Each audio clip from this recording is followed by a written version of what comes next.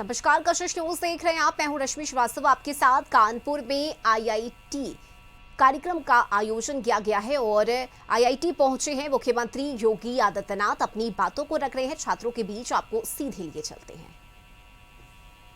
पिछले 150-200 वर्षों के अंदर ऐसा क्या कुछ हुआ कि भारत लगातार नीचे आया। 1947 आते आते भारत का जो कंट्रीब्यूशन था ग्लोबल जीडीपी में वह मात्र 2% तक रह गया था।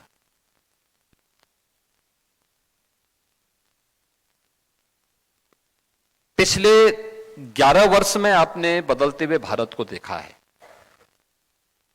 ये बदलता हुआ भारत जो आज फिर से दुनिया की सबसे बड़ी तेजी के साथ उभरती हुई अर्थव्यवस्था में से एक है।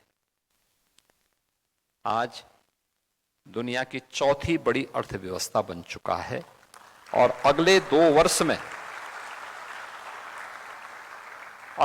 वर्ष में भारत दुनिया की तीसरी बड़ी अर्थव्यवस्था बनेगा। तीसरी अर्थव्यवस्था के बाद दूसरी अर्थव्यवस्था बनने का जो समय होगा उसमें इन सब का योगदान होना है।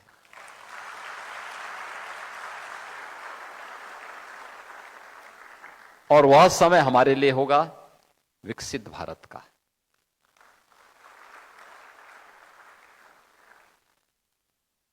विकसित भारत के बारे में जो बातें प्रधानमंत्री जी ने रखी हैं, विकसित भारत केवल विकसित भारत नहीं होगा, आत्मनिर्भर भारत भी होगा। आत्मनिर्भरता जीवन के प्रत्येक क्षेत्र में, क्या कृषि का क्षेत्र हो, क्या टेक्नोलॉजी का क्षेत्र हो,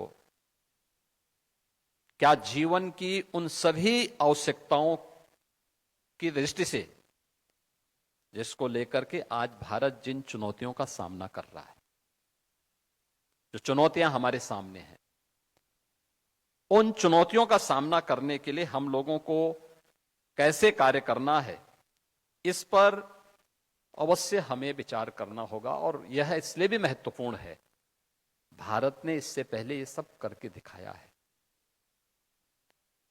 आज जब मैं आईआईटी कानपुर में आया हूं, आईआईटी कानपुर का अपना एक गौरवशाली इतिहास रहा है और पिछले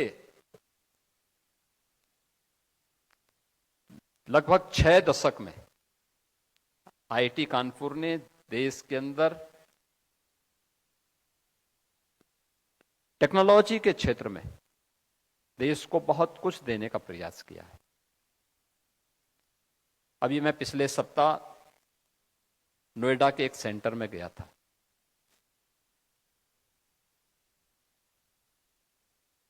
ड्रोन टेक्नोलॉजी का एक बेहतरीन केंद्र बना है और मुझे वहां पर आईआईटी कानपुर की भी कुछ फैकल्टी मिली थी। मैंने देखा वहां पर कि नए भारत की सामरिक चुनौतियों का मुकाबला कैसे हमारा युवा कर रहा है और कैसे आईआईटी कानपुर उसमें योगदान देकर के उन चुनौतियों का मुकाबला कर रहा है जो ऑपरेशन सिंदूर के अंदर या अन्य समय में हम लोग या देश झेलता है। तो आईआईटी कानपुर से सीधे मुख्यमंत्री योगी आदित्यनाथ को सुन रहे थे आप। और इसी के साथ अभी के लिए बस इतना ही। खबरों से जुड़े रहने के लिए आप देखते रहिए कशिश न्यूज। नमस्कार।